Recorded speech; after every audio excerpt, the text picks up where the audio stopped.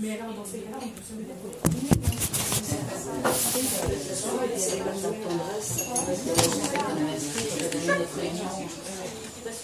Bonsoir à tous, bienvenue au Café Histoire.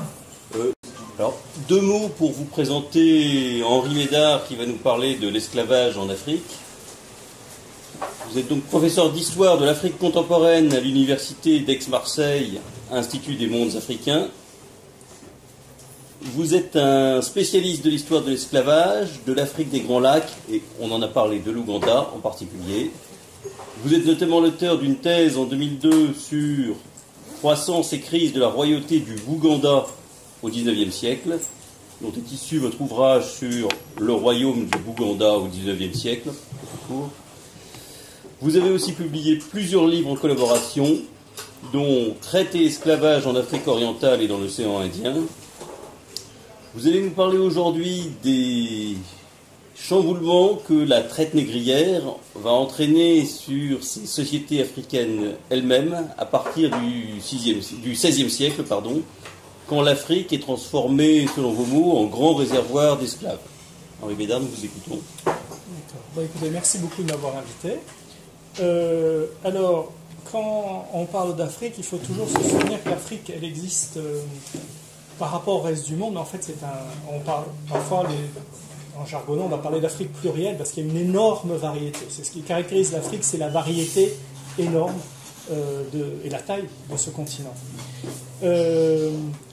Au départ, j'avais pensé vous parler un peu de l'affiche, mais je ne sais pas si ça ne marche pas parce que vous ne la voyez pas, vous ne l'avez pas vue. Vous me dites et je sauterai cet aspect. En 2007, j'ai fait un ouvrage donc, sur l'esclavage dans l'Afrique des Grands Lacs et j'avais besoin d'une illustration. Or, dans l'intérieur de l'Afrique, puisque l'Afrique des Grands Lacs c'est loin de la mer, on n'a pas beaucoup d'illustrations d'esclaves. Et en plus, quand on a des illustrations, on peut savoir que ce sont des esclaves, mais ça c'est pas évident en regardant les dessins qu'on a. Donc, pour une couverture, c'est pas très efficace d'avoir même si c'est vraiment un esclave qu'on met sur la couverture, si on ne reconnaît pas que c'est un esclave, c'est pas très fonctionnel pour le livre. Il y a des régions évidemment qui sont plus faciles. Dans l'autre ouvrage que vous avez mentionné, on a une photo d'une esclave à Mogadiscio sur la côte, une photo du XIXe siècle, ça c'est plus facile à trouver. Mais à l'intérieur, c'est plus difficile. D'autre part, alors c'est pas seulement dans les illustrations, mais en général, les esclaves, ils sont absolument partout. Non, ils sont absolument invisibles en même temps. Pensez aux domestiques, ils sont partout. Enfin, plus maintenant, on a plus 5 ou 6 domestiques derrière chaque bourgeois, mais dans les textes, en fait, on ne les voit pas alors qu'on sait qu'ils sont là. Et les esclaves, c'est exactement la même chose. Alors, pour mon ouvrage, finalement, j'ai choisi donc cette illustration là qui est sur l'affiche. Donc, c'est une illustration qui date de 1863, qui est issue d'un livre de John Anningsby, qui est donc un très célèbre explorateur africain qui était en Afrique pour chercher les sources du Nil.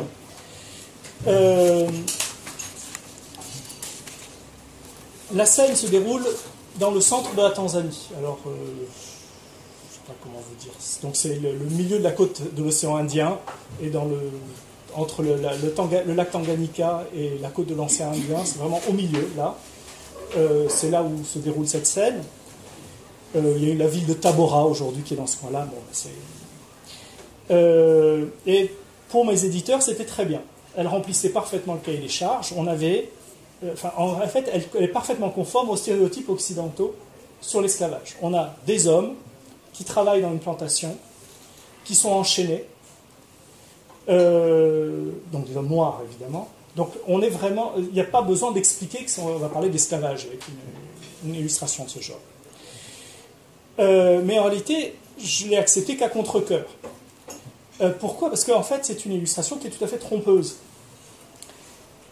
C'est atypique de l'esclavage qui est pratiqué dans cette région. D'abord, normalement, on n'enchaîne pas les esclaves pour les faire travailler. C'est pas commode. On enchaîne les esclaves. Enfin, ça va les fatiguer, ça va les gêner. Bon, on peut porter du bois éventuellement, mais enfin, c'est pas la façon la plus courante pour faire travailler les gens. Ça signifie que ces esclaves sont de nouveaux esclaves. Ça signifie qu'ils ont été capturés récemment et qu'ils ont été capturés à l'est du lac Tanganyika.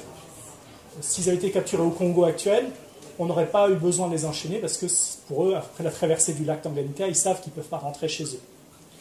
Ça veut dire aussi que c'est une main-d'œuvre qui est peut-être juste transitoire. Ce sont des esclaves qui vont être vendus plus loin, mais on s'arrête quelques mois pour manger, pour des questions de logistique, et on ne va pas les laisser oisifs, on va les faire travailler en même temps. Les esclaves, vous savez, ils s'échappent en permanence. Hein. C'est vraiment le... Ils ont raison d'ailleurs. Mais le problème, c'est de les empêcher de s'échapper ou les reprendre une fois qu'ils se sont échappés.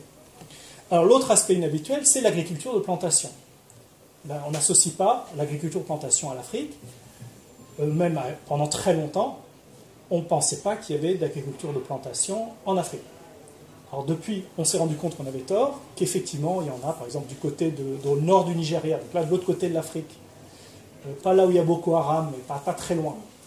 Dans la région de Sokoto, on a d'énormes organisations en plantation, ça a été trouvé. Et puis surtout, sur la côte de l'océan Indien, à Zanzibar, on a des plantations très très importantes sur la côte, dans les îles. Et vraiment, ça, c'est des plantations à l'échelle de ce qu'on fait à La Réunion ou dans les Antilles.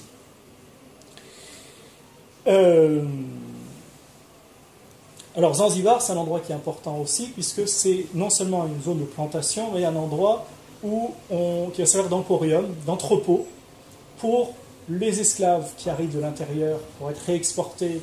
Alors au départ, on les envoie vers l'île Maurice et La Réunion, et puis après, c'est surtout vers la péninsule arabique. C'est surtout l'endroit où on concentre l'ivoire. C'est le grand marché de l'ivoire. On draine l'ivoire de toute l'Afrique de l'Est pour le réexporter ensuite, soit via Bombay et l'Angleterre, soit directement vers la Grande-Bretagne. Bombay joue un rôle très important dans le commerce de l'ivoire. Mais les esclaves et l'ivoire, les esclaves, il y en a des dizaines de milliers par an qui débarquent à Zanzibar. Et c'est là l'inspiration de ce que Speke observe au cœur de la Tanzanie. Il vient de Zanzibar. Il vient de Zanzibar.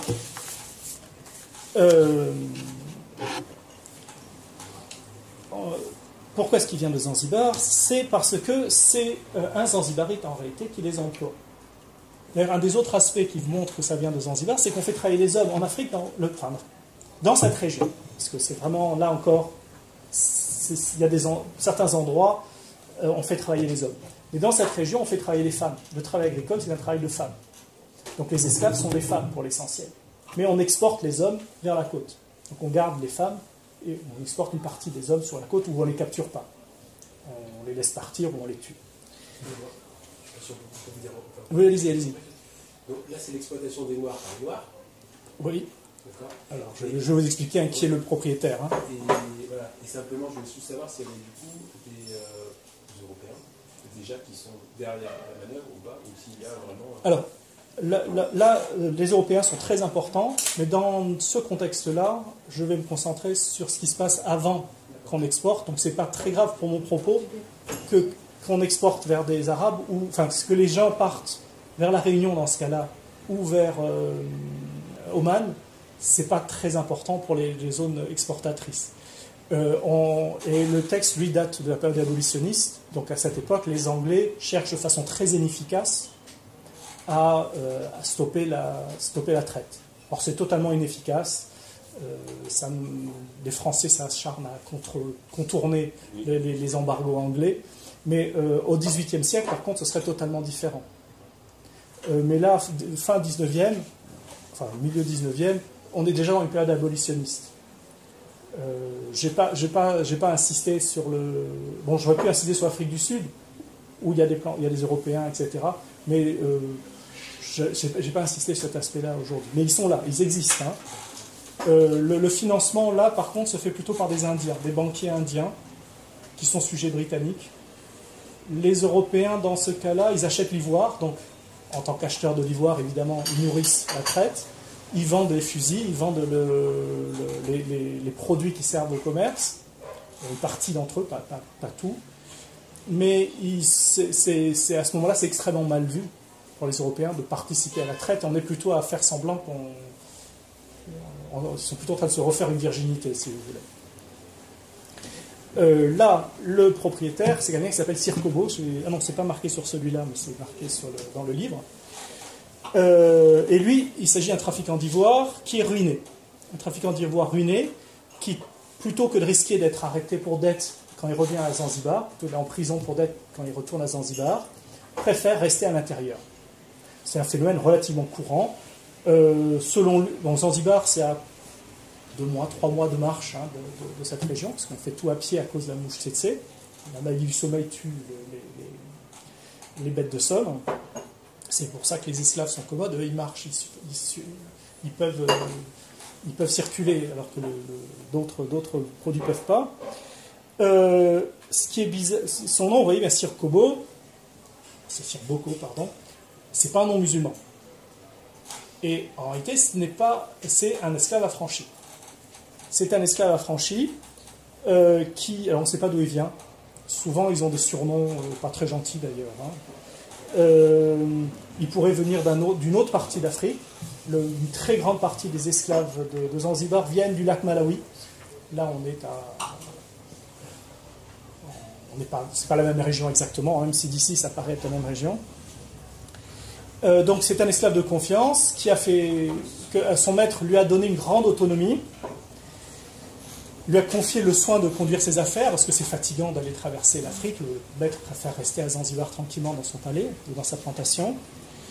Et soit il s'est affranchi, soit il a franchi de facto parce que vous comprenez bien que le maître n'a pas le pouvoir de le maintenir asservi quand il est à l'autre bout de l'Afrique. Donc soit il est affranchi, soit ils sont en bons termes.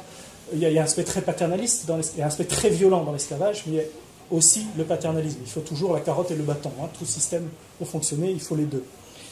Donc dans ce cas-là, si vous voulez, c'est un esclave qui a réussi. Sauf qu'il est ruiné au milieu de l'Afrique, et il reste au milieu de l'Afrique. Et pour survivre, il se met au service d'un chef local. Un chef local qui s'appelle Ougali, ça veut dire Ougali, c'est la pâte de maïs, c'est la polenta. Donc là aussi, mais c'est un nom local. Effectivement, dans cette région, ils donnent des noms un peu bizarres à leur chef.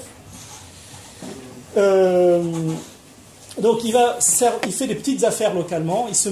Donc il est protégé par le chef qui l'aide militairement avec ses fusils, et il fait des petites affaires. Il sert d'intermédiaire entre les commerçants qui passent, il les reçoit, il les nourrit, et il cultive du riz.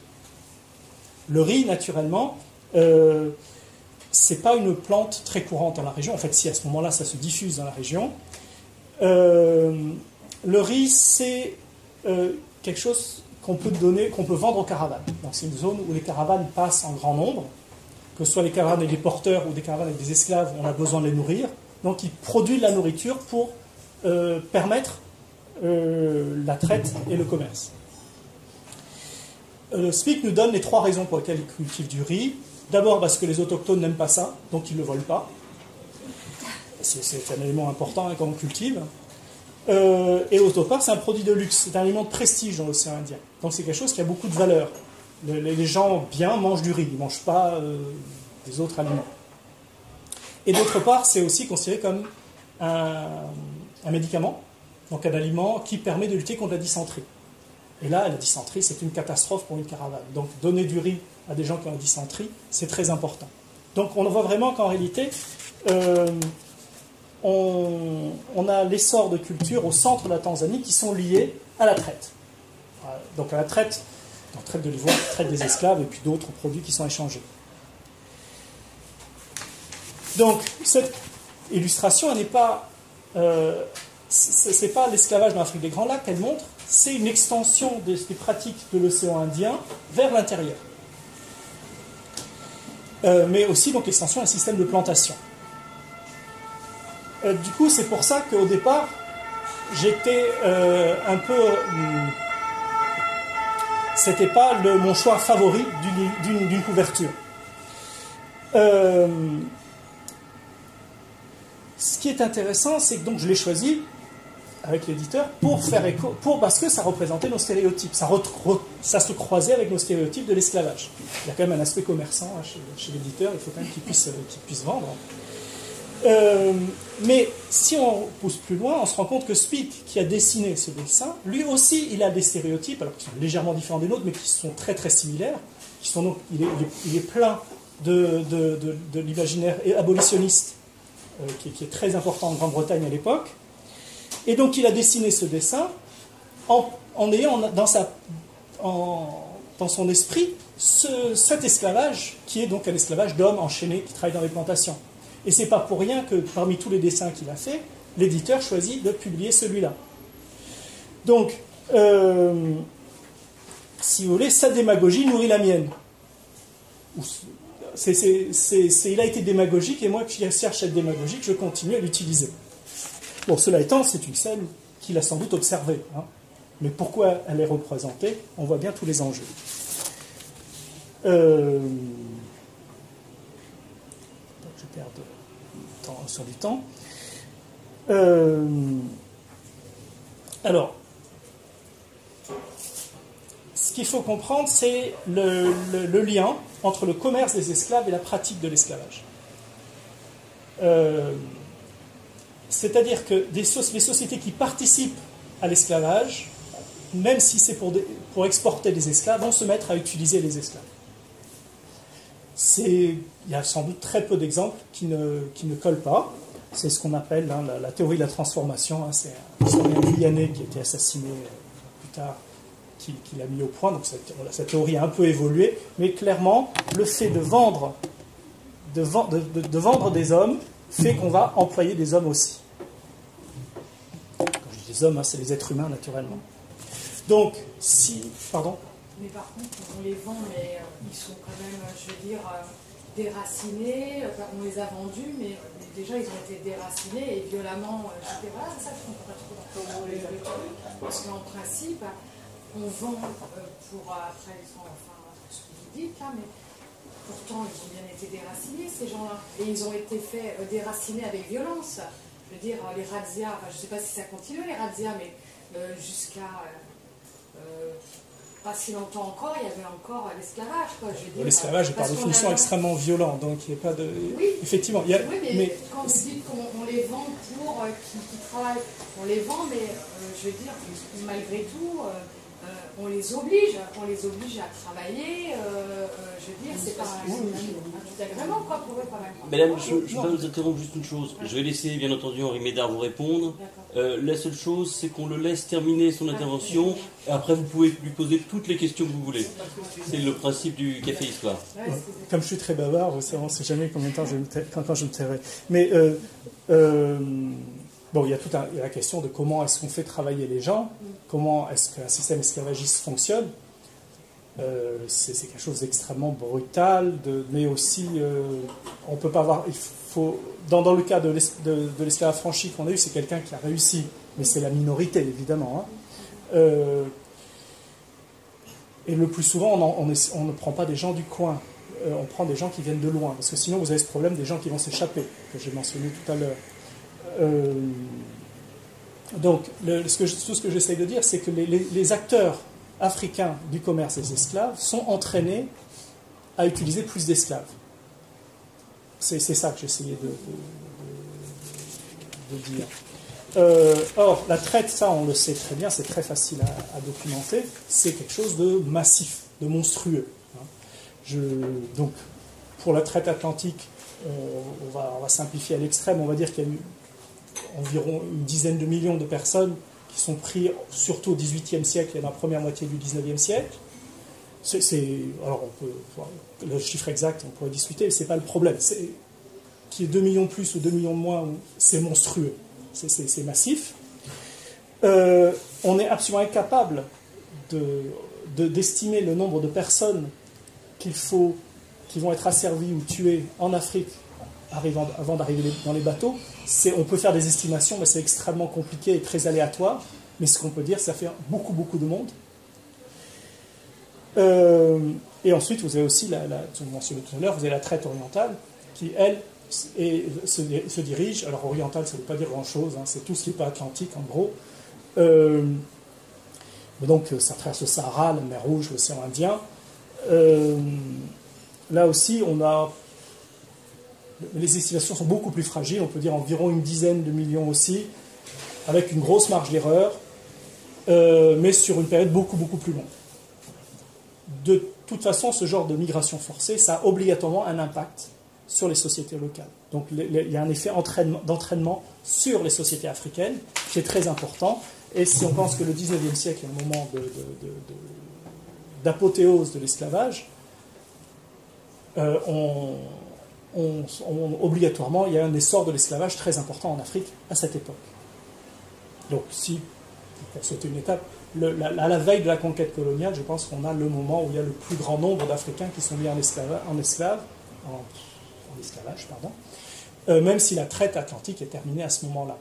Il faut bien aussi comprendre que quand on rentre dans une logique de traite, quand on rentre dans une logique de prédation, c'est pas obligatoirement la demande. On produit des esclaves indépendamment de la demande. Quand on pille, on ne peut pas faire travailler les gens. Si on les vend, on ne travaille pas, donc il y a un problème de production. Aussi, souvent, mais là il faut que je fasse attention, j'ai des gens très compétents dans la salle, c'est pas obligatoirement l'esclavage qui est le moteur de la traite. Par exemple, l'ivoire, on va surtout chercher de l'ivoire. Les esclaves sont juste un plus. Donc que les prix des esclaves ne soient pas bons, c'est pas un problème tant que le prix de l'ivoire, lui, est très élevé.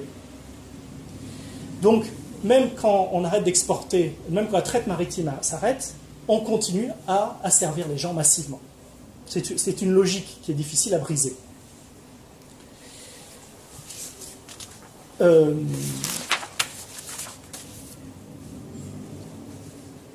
Alors, quand il y a une augmentation rapide du nombre d'esclaves dans une société, ça pose des problèmes. Ça pose des problèmes, c'est pas simple à gérer. Quand on transforme les gens, alors en anglais on parle de commodification, donc commodification, c'est un barbarisme, mais la traduction est mauvaise, c'est-à-dire que c'est à la fois marchandisation, mais c'est aussi la transformation des êtres humains en choses. C'est les deux en même temps. Donc quand on dit marchandisation, ça ne marche pas très bien. De transformer les êtres humains en choses, ça a un coût social. C'est pas neutre pour une société. Enfin, qu'on commence à considérer qu'une partie des êtres humains ne sont pas des êtres humains, mais des choses, outre que c'est quand même difficile à montrer, ça pervertit une société. L'esclavage est quelque chose qui pervertit les relations humaines et les relations sociales. C'est comme un verre dans un fruit, si vous voulez. L'exemple le plus classique, c'est quand nous, on voit, si on se promène là, il y a une dame avec il y a un petit enfant qui passe, on va dire, oh, il est mignon. Dans une société où on pratique la traite, on va dire, il est facile à attraper, je pourrais le vendre pour tant. Vous voyez comment ça pervertit les relations. Hein. Ou pour une jeune femme, c'est pareil. Enfin, Donc le problème, c'est comment on va naturaliser l'esclavage, le rendre normal, normaliser l'esclavage, normaliser quelque chose qui n'est pas normal, dire qu'un être humain est une chose, c'est pas particulièrement normal. Comment on va le normaliser, le justifier idéologiquement.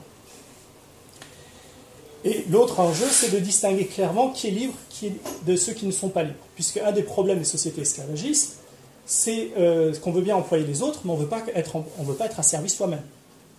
On est dans les sociétés. L'esclavage crée l'insécurité. Donc quand on a une barrière bien nette entre qui peut être asservi et qui ne peut pas être asservi, quand on est du bon côté du bâton, ça protège. Donc on veut pouvoir exploiter les enfants des autres qui ont été kidnappés, mais on ne veut pas que ses propres enfants soient kidnappés, si vous voulez, pour schématiser. Donc on veut quelque chose qui encourage la soumission des esclaves, tout en distinguant radicalement le maître des esclaves. Alors, cet enjeu, il est général. En Afrique, on va y répondre d'une multitude de façons. La façon logique que tout le monde connaît, c'est le racisme. Le racisme permet de distinguer et de justifier. Donc on choisit les critères physiques et puis on considère que c'est l'élément essentiel qui permet de hiérarchiser entre les personnes. Alors évidemment, il ne faut pas croire que le racisme est aussi visible qu'on le pense. Pensez aux juifs. Qu'est-ce qui a été le racisme le plus exacerbé, c'est contre les juifs.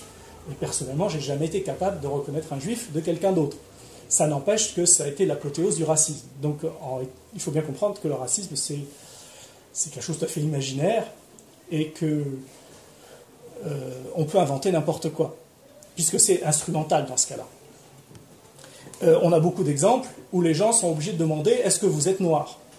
Parce que c'est clairement, c'est pas si évident que ça. À La Réunion, on a beaucoup d'exemples de ce genre. On demande, vous êtes noir, vous n'êtes pas noir, on ne sait pas. Donc ça montre bien que le racisme, c'est normal, hein, c'est un fantasme, donc c'est normal que ça ne marche pas complètement. Mais ça marche en gros. Si vous voulez, un enfant qui joue sur la plage à Zanzibar, s'il a des traits indiens qu'on associe aux Indiens, ou des traits qu'on associe aux Arabes, il a beaucoup moins de chances d'être kidnappé par des marins omanais qui sont sur le départ, qui n'ont pas une cargaison pleine. Mais par contre, ils sont tout à fait capables de prendre son petit frère, qui, pour d'autres raisons, a des traits plutôt africains, et il a beaucoup plus de chances d'être kidnappé. Donc vous voyez, ça marche quand même. On peut, grossièrement, ça marche. Dans la limite, ça ne marche pas, mais grossièrement, ça marche. Et on peut voir une multitude de cas où le racisme est utilisé en Afrique, parce que c'est quelque chose de très efficace. Alors, on peut distinguer, on peut aussi avoir des rouges, des bleus, enfin, il y a tout un tas, des plus clairs, des moins clairs, enfin, il y a tout un tas de façons, on va se dire sur les cheveux, le nez, enfin, il y a tout un tas de façons de se focaliser sur un élément pour dire que c'est ça l'élément essentiel. Donc, c'est particulièrement important dans la Corne et dans la région du Sahel. On va jouer sur ce genre de critères. Un autre critère, c'est la religion. Alors, la religion, ça marche bien si elle est universaliste. C'est-à-dire qu'une religion locale, évidemment, ne permet pas de... Si une religion est locale, ça ne protège pas dans la région d'à côté. Par contre, le christianisme et surtout l'islam marchent très bien. Puisque le fait qu'on ne doit pas servir des chrétiens, on ne doit pas servir des musulmans, ça permet de parcourir des espaces assez grands et d'être protégé, en théorie, par la religion. Donc, si on est de la bonne religion, on peut pas être asservi. Si on est de la mauvaise, on peut être asservi. Donc c'est un des facteurs, un des multiples facteurs, il y en a beaucoup, beaucoup d'autres, qui expliquent dans certains cas la diffusion de l'islam, puisque ça protège, pour les commerçants en tout cas. Alors évidemment, ces discours religieux vont se mêler à des discours raciaux. On n'utilise jamais une catégorie, il y a beaucoup de cas où on va utiliser la race et la religion. Au Sahara, il y a des polémiques assez célèbres pour savoir qu'est-ce qu'il faut faire avec les Noirs musulmans qui ont été vendus en Afrique du Nord, alors qu'ils n'auraient pas dû être vendus parce qu'ils sont musulmans, mais ils sont noirs. Enfin, il y a des grandes polémiques là-dessus. Le critère le plus courant, c'est de définir l'esclavage par l'étranger. L'esclave, c'est un étranger. Alors, on voit bien la passerelle vers la religion. Hein. Vous passe de l'étranger au barbare et du barbare à la fidèle, au kafir, au kafr. On voit bien comment ça c'est apparenté. C'est quelque chose d'assez convaincant. Le plus souvent, effectivement, les esclaves viennent d'ailleurs. On peut les reconnaître parce qu'ils n'ont pas l'accent. Il peut y avoir des scarifications un peu différentes. Donc c'est quelque chose qui marche bien de distinguer les étrangers des non-étrangers. Le problème, c'est qu'est-ce qu'on fait des esclaves qui sont acculturés. Un esclave qui est attrapé quand il est enfant, quand il grandit, on ne le distingue pas des autres. Ou les gens nés en esclavage, on ne les distingue pas des locaux.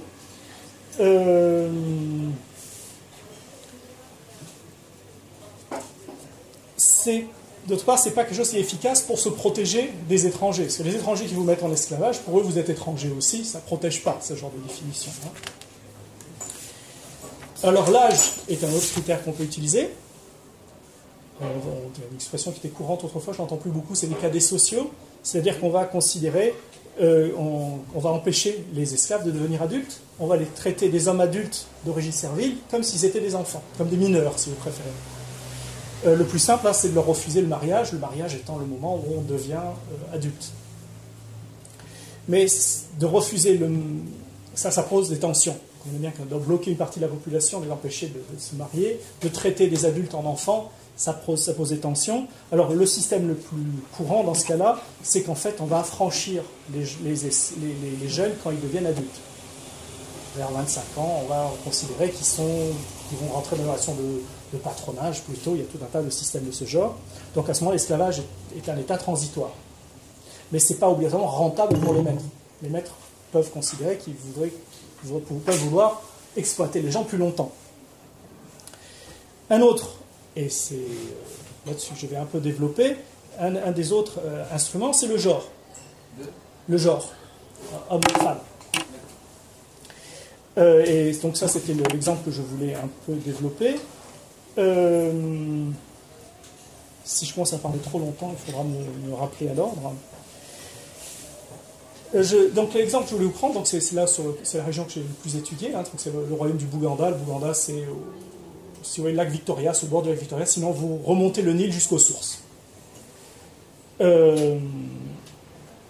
Donc au Bouganda, c'est un royaume puissant, organisé, qui connaît un essor rapide de l'esclavage au XIXe siècle. On estime vers 1880 que dans la capitale, il y a à peu près 40% de la population qui est d'origine servile. Donc c'est beaucoup. Hein. C'est beaucoup, mais c'est ce qu'on trouve, par exemple, sur la côte.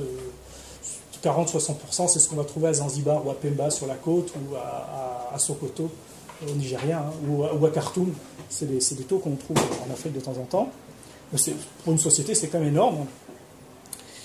Et là, l'esclavage va être géré en fonction de l'âge et du genre. Là, on capture très très peu d'hommes.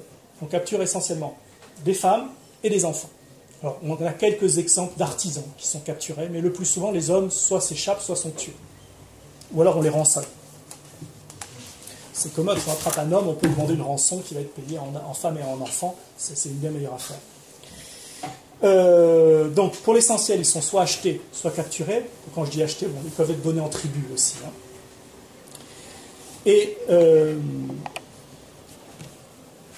Et cet esclavage est totalement genré. C'est-à-dire que l'essentiel des esclaves sont des femmes. Les femmes servent dans l'agriculture, comme servantes, comme épouses.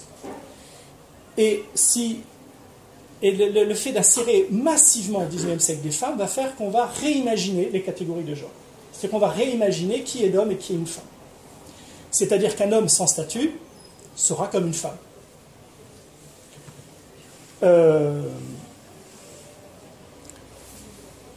Du coup, un homme sans statut, un esclave mâle, évidemment, c'est une femme. Mais une femme avec du pouvoir, une princesse, une prêtresse, ben là, c'est plus une femme si elle a du pouvoir. Donc c'est un homme. On va lui dire monsieur. Et on va la traiter comme si elle était un homme. Parce que le problème, c'est de faire coïncider le discours idéologique avec la réalité. Alors, pour les garçons, il y a aussi un autre problème, c'est que dans les langues bantoues, on ne marque pas le genre. Donc dans les sources, c'est très compliqué. Souvent, on ne sait pas si on a affaire à un homme ou une femme. Alors en plus, quand les hommes peuvent être des femmes et les femmes peuvent être des hommes, le plus simple, néanmoins, dans cette société, c'est qu'il y a des hommes qui peuvent rester esclaves, mais le plus souvent, on va laisser les garçons, quand ils deviennent adultes, devenir libres. Libres dans le sens où ils entretiennent une relation de patronage et plus une relation servile. C'est le sacrifice qu'on fait on sacrifie l'esclavage des garçons quand ils deviennent adultes pour pouvoir continuer à être cohérents par rapport aux femmes. Alors les femmes, elles restent esclaves, même quand elles s'enfuient. Un garçon, s'il s'enfuit, il peut se faire passer pour libre et devenir libre. Une femme, quand elle s'enfuit, elle change juste de maître. Et une épouse libre qui s'enfuit, elle est asservie. Et les femmes s'enfuient en permanence. Hein. Une esclave va fuir 5-6 fois dans sa vie. Elles ne sont pas là à attendre qu'on leur donne des ordres, naturellement. L'impact aussi, c'est sur les femmes en général. C'est-à-dire que le statut de toutes les femmes est rabaissé. Je ne dis pas qu'il n'y a pas une distinction entre les femmes, il y a même une très grande hiérarchie, mais le statut des femmes, globalement, est rabaissé. Notamment, on le voit par rapport au châtiment corporel dans des relations, dans des conflits conjugaux.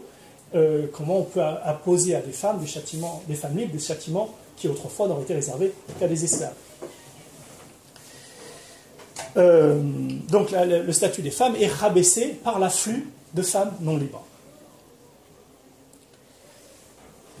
Ce qui est intéressant, c'est de voir qu'en réalité, on va avoir un système qui est de patronage, de clientèle, si vous voulez, pour les hommes, et d'esclavage pour les femmes, et les deux se nourrissent. Les deux se soutiennent. Les deux fonctionnent ensemble. On oblige les hommes en leur donnant des femmes. On oblige les hommes libres à servir un chef en lui donnant des femmes non libres qui vont lui permettre c'est la femme qui va cultiver et lui permettre d'avoir du temps pour servir le chef.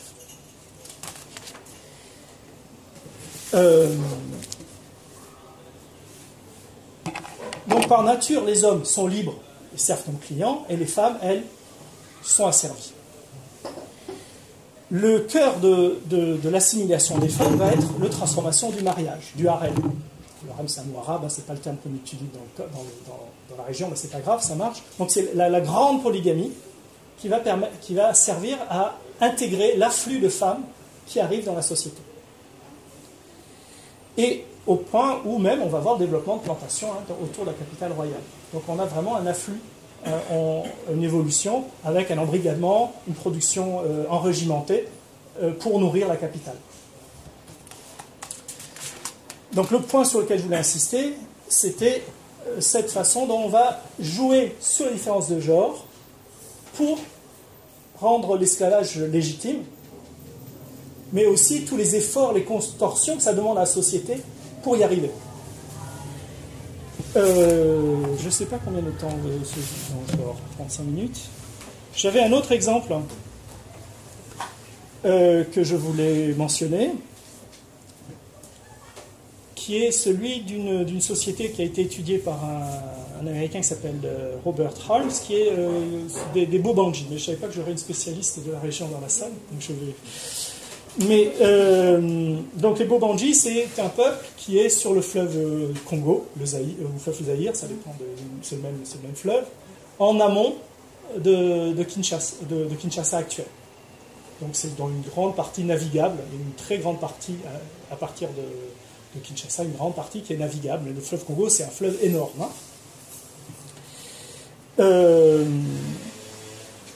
Donc lui, il a travaillé à partir d'enquêtes orales et de sources coloniales, mais il a eu des mal parce que la société a quasiment disparu aujourd'hui.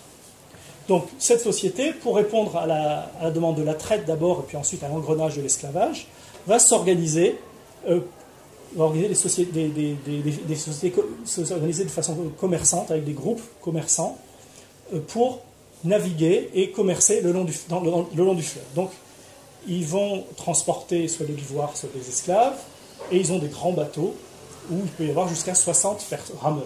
Les rameurs étant le plus souvent des esclaves, mais en réalité, il y a aussi des hommes libres. Les propriétaires et les commerçants étaient le plus souvent des esclaves, mais des hommes libres, mais de plus en plus, on y trouve des esclaves.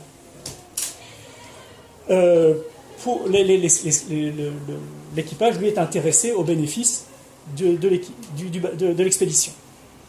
Donc on a une société où les esclaves peuvent accumuler et éventuellement acheter les esclaves et même rentrer dans le commerce et acheter des bateaux aussi. Donc c'est un esclavage qui permet l'ascension sociale, même s'il y a tout le reste qui est dans l'esclavage. Ce qu'il faut comprendre donc, c'est que autant dans la mise en esclavage, les frontières, c'est clair qui est esclave et qui n'est pas esclave, mais dans le fonctionnement de la société, les frontières, dans le fonctionnement économique de la société, les frontières sont floues. On peut avoir des hommes libres pauvres qui font des tâches d'esclaves, et on peut avoir des esclaves qui se comportent en maîtres. Les firmes qui font le commerce s'organisent sur un vocabulaire classificatoire de parenté, c'est-à-dire que le patron est le père, ses esclaves sont ses fils, et les esclaves de ses esclaves sont ses petits-fils. On a un discours de parenté qui est assez courant. Les femmes, elles, sont cantonnées dans l'agriculture, et elles produisent pour nourrir les expéditions, pour nourrir leurs conjoints aussi, et le surplus, elles peuvent le mettre sur le marché et en tirer bénéfice. Et là, le surplus d'une esclave profite à la femme esclave, comme le surplus d'une femme libre profite à la femme libre. La question qui se pose donc n'est pas là, mais c'est dans la gestion du mariage. Dans les sociétés, alors, on parle de sociétés à filiation unilinéaire, donc comment expliquer ça ? C'est des sociétés où l'identité vient soit du père, si c'est patrilinéaire, soit de la mère, si c'est matrilinéaire. Alors il n'y a jamais une société, c'est un idéal type. Dans la réalité, la logique n'est jamais menée jusqu'au bout, mais ça voudrait dire que dans certains cas, toute l'identité, l'héritage passe par les femmes, dans d'autres cas, toute l'identité, l'héritage passe par les hommes. Or là, on est dans un cas où il y a tous les cas de figure dans la région, mais en gros, il y a un fond qui est plutôt matrilinéaire. Donc, les enfants d'un homme n'héritent pas de leur père, mais de leur oncle maternel.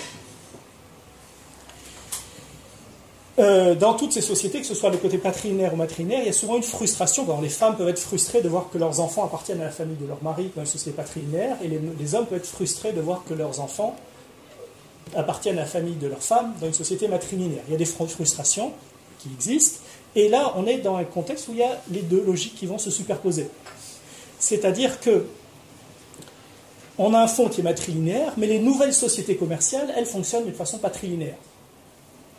Donc on a des nouvelles sociétés commerciales qui deviennent de plus en plus importantes dans les petits villages commerçants, dans les agglomérations commerçantes, qui rentrent en conflit avec une autre logique. Donc une logique patrilinéaire et une logique matrilinéaire.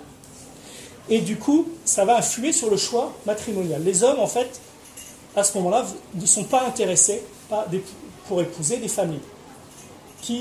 Donc une famille, du coup, les enfants vont passer à la famille de la femme et ils ne vont pas travailler pour eux. Du coup, ils vont se mettre à épouser des esclaves.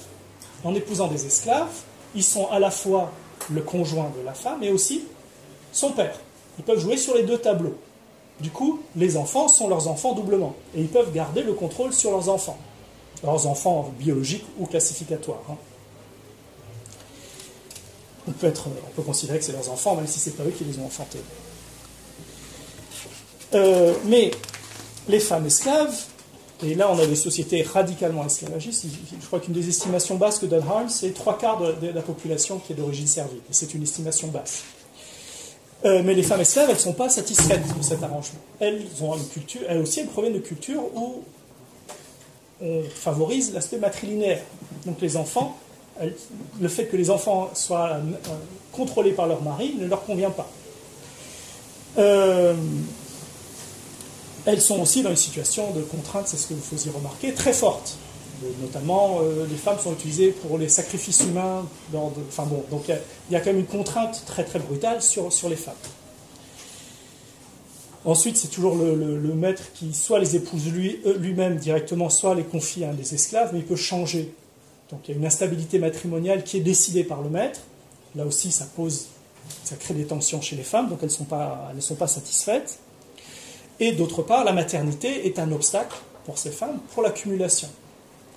Si elles veulent pouvoir accumuler pour pouvoir avoir une ascension sociale, il faut qu'elles travaillent dur, et le fait d'avoir des enfants, ça gêne. Et d'autre part, on sait très bien que les femmes esclaves, très souvent, choisissent de ne pas avoir d'enfants. C'est quelque chose de très courant. Donc, que ce soit l'avortement, les pratiques contraceptives ou l'infanticide, c'est quelque chose de très très courant pour les femmes esclaves. En plus, les taux de mortalité sont très importants chez les esclaves.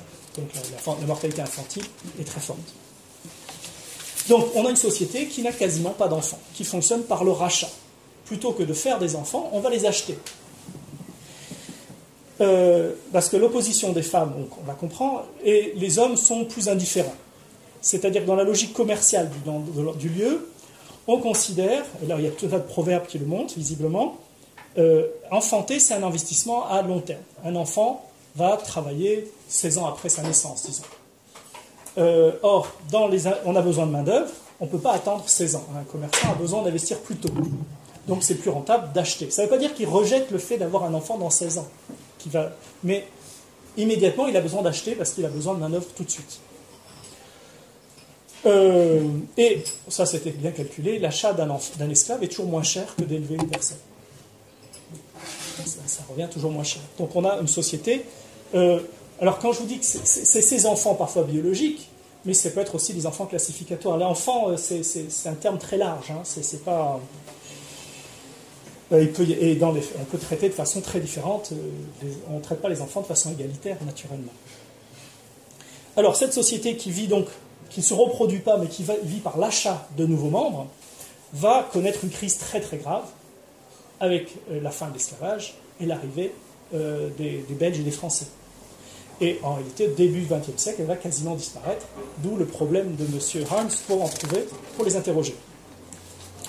Donc, c'est pour vous montrer un cas extrême, là. Dans les deux cas, je vous ai choisi des cas extrêmes, ce n'est pas les cas les plus typiques, c'est juste, comme ils sont extrêmes, ils sont plus parlants.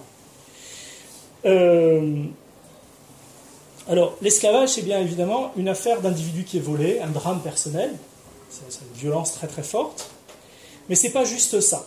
C'est pas juste quelque chose d'ignoble, de répugnant. Effectivement, vous avez tous vu les bateaux où les gens sont entassés dans les dessins de bateaux du 19e siècle sont extrêmement... on voit les gens entassés, on imagine l'horreur de la traversée.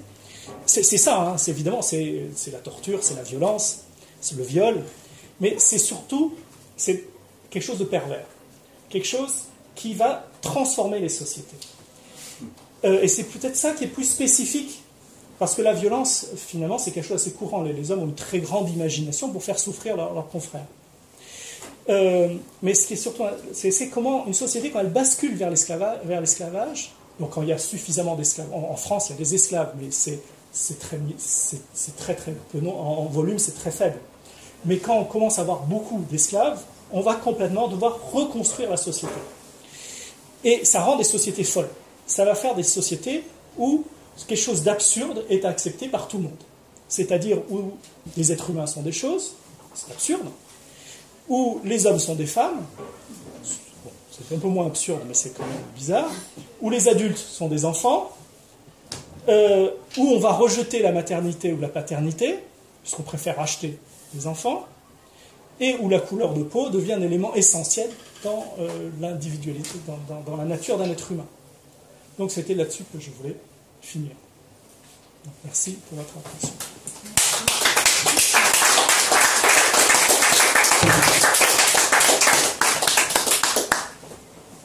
Ça arrive assez vite, mais l'arrêt de l'esclavage, ça dépend vraiment d'une région à l'autre.